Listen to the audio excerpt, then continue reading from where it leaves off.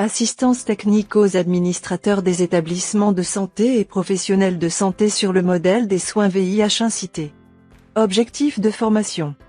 Les objectifs de ce module sont deux. Définir les soins incités. Comprendre l'interdépendance entre les soins différenciés et incités. Comprendre le concept de la gestion des cas globale telle que décrite par le guide PEPFAR POP 21. Les soins et traitements VIH sont cruciaux pour la réduction de la mortalité et la morbidité parmi les personnes vivant avec le VIH. Mais même avec accès aux soins et services d'appui, certaines PVV ne sont pas engagées dans les soins. Des nouvelles approches sont nécessaires pour fournir les soins aux personnes vivant avec le VIH qui ne s'engagent pas dans les cliniques du VIH organisées de manière conventionnelle. Le modèle de soins incité est un système de soins de santé structuré, conçu pour les individus difficiles à atteindre qui ont la plus grande difficulté à s'engager et être retenus dans les soins. Il réduit tous les obstacles aux soins et intègre tous les aspects des soins différenciés plus une programmation ouverte et l'incitation directe, comme les cartes de bus ou crédits téléphoniques, pour compléter les visites ou réaliser la suppression de la charge virale. En somme, le modèle de soins incité comprend la gestion intensive des cas et le soutien à ceux qui ont les difficultés d'être retenus dans les soins. Un exemple de soins incité est le modèle de clinique Max Assistance Maximale. Ce modèle clinique diffère de l'approche clinique standard des soins car elle essaye de réduire les obstacles à l'accès à soins.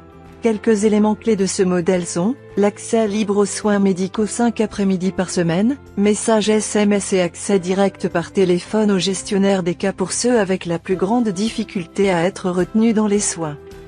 Le modèle inclut les incitations directes comme les bons d'alimentation, les cartes de bus, le crédit de téléphone et l'incitation financière en espèces pour les visites avec prise de sang et pour accomplir la suppression de la charge virale. Finalement, le modèle inclut la coordination des soins intensifiés avec la gestion des cas individuels pour les problèmes médicaux et non médicaux, un programme de jour pour ceux qui s'efforcent avec l'observance et la thérapie de substitution des opioïdes le cas échéant. La gestion des cas individuels est définie comme une gamme des services centrés sur le client qui lie les clients avec les soins de santé, psychosociaux et autres services fournis par des professionnels formés. La gestion des cas et les programmes de navigation des patients aident à répondre aux divers besoins des PVV afin de faciliter la rétention dans les soins. Le gestionnaire des cas pourrait faire des références, coordonner les soins avec les prestataires et gérer l'échange d'informations entre les prestataires et les organisations de services humanitaires. Les services de gestion des cas qui peuvent être personnalisés pour répondre aux besoins de la communauté incluront plusieurs éléments clés, évaluation des besoins, plan de soins individualisé, coordination des soins, suivi, capacité à réévaluer et changer le plan aux besoins. Voici ce que PEPFAR dit dans son nouveau guide POP 21.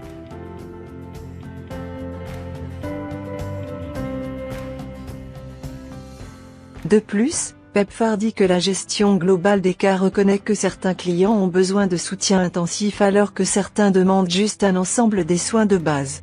La gestion globale des cas peut également être intégrée dans les soins différenciés et être progressive avec des clients instables entrant dans le programme avec des besoins intensifs, suivi de la stabilisation et après avoir atteint la suppression de la charge virale, transitionne vers l'ensemble des soins de base.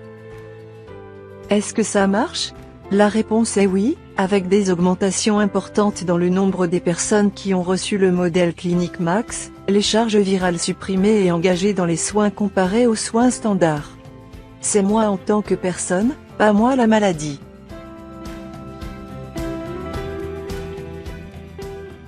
Toujours la réalité dans plusieurs cliniques. Le temps que nous passons dans les files d'attente dans les établissements de santé, une file d'attente pour triage, une pour l'infirmier, une file à la pharmacie et une autre pour les labos, c'est beaucoup trop de temps. Je veux venir à l'établissement seulement 2 fois l'an. J'ai une vie à vivre. Plusieurs personnes sont maintenant familières avec les principes de prestation de services différenciés ou soins différenciés. Le restant de ce module résumera les principes généraux du MSD et introduira un guide d'implémentation court pour utilisation dans votre clinique. Les soins différenciés abordent le quand, où, quoi et qui des soins, avec l'objectif de rendre l'accès aux soins plus facile pour les clients. Les modèles de soins différenciés de TARV peuvent être divisés en 4 catégories. Modèle de soins gérés par les personnels de la santé. Modèle de soins géré par les clients. Modèle individuel basé sur les facilités. Modèle individuel hors établissement de santé. Dans tous ces modèles, les clients continuent à avoir des consultations cliniques comme partie de leur ensemble de soins. Les principes fondamentaux de la prestation de services différenciés, comment elle vise à améliorer la qualité de l'expérience client en mettant les clients au centre de la prestation de services. Assure que le système de santé fonctionne d'une manière efficace et médicalement responsable. Le moteur central pour les prestations des services différenciés, c'est adapter les prestations de services aux besoins des clients. La prestation des services différenciés est importante parce qu'elle a le potentiel pour améliorer les vies des clients et améliorer l'efficacité des systèmes de santé et ses résultats.